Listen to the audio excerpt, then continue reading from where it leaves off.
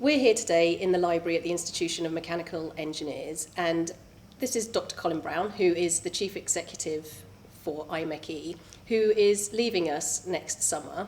So we thought we'd take this opportunity to find out a little bit more about you. So welcome, Colin. Now, could you tell me a little bit about your career before you joined IMechE?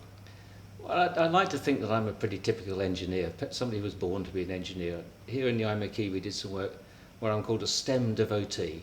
So at school I did science and maths, I went to university, did science, stayed on to do a PhD on fatigue crack growth in titanium alloys, and I got offered my first job as a result of my fatigue work at university. So it was what I always wanted to do. It's one of those things where I think there's 29% of the population like doing what they do, and they end up doing engineering. So my first job was at Rolls-Royce in Derby, working on aero engines, trying to prevent things from failing, trying to keep things in the air all the time.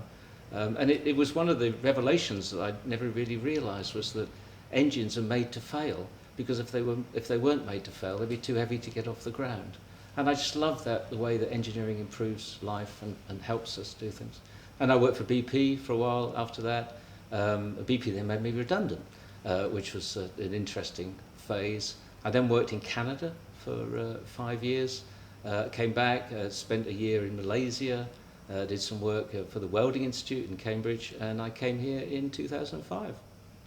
And so you've been here now for almost 15 years, and do you have some particular highlights of your time working here? I really enjoyed the public engagement stuff that I've done here, because when you come, people say that the status of engineers isn't high enough, that people don't respect all the work that we do. And they talk to each other, engineer to engineer, and say, I'm not respected. And other people say, yes, I'm not respected. And it was just a light bulb moment to say, well, it's pointless us talking to each other about how much we're respected or not. Go out and talk to other people and find out why they don't. And so we engaged back in 2007 in the idea of public engagement on key topics. And there's always something going on that engineering's got an impact on. Today, as we sit here, we've got COVID, and the way that engineers are helping to keep places clean and to help people breathe who are ill. And so it's engineering pervades society, and there's always something going on where you can take advantage of it.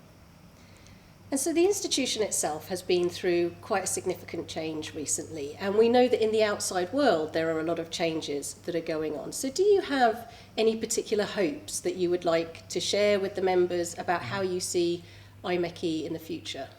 It's a real challenge, isn't it? Because we've had this sea change in the way that we live imposed on us. And as an organisation which gets people together, a learned society, we're sat here in the library.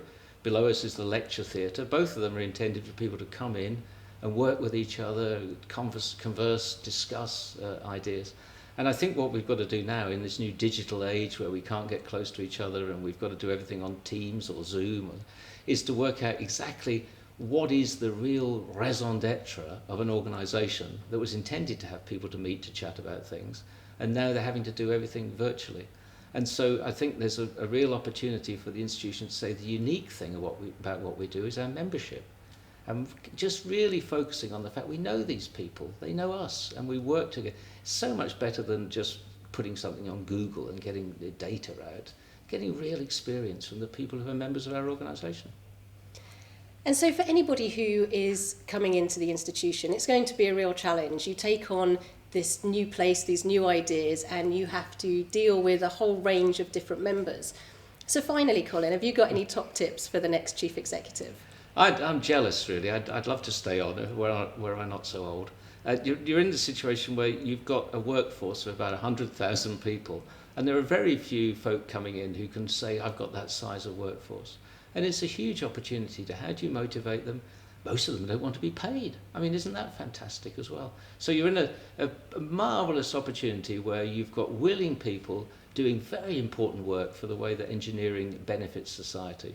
And as the chief executive, you've got some resources at your immediate disposal, but mostly you've got the motivation and the excitement that you can bring through the members who are paying a fee every year to be a member of your organisation. It's a dream job, and I certainly wish whoever takes it on to have a great success. And so, Colin, I'd just like to say that you've been my line manager for the past 6 years, which has been a lot of fun. And so I think that along with all of the members and members of staff, I'd like to wish you all of the best with everything that you do in the future. And I really look forward to hearing about all of your exciting news. Thanks so very thank much. you.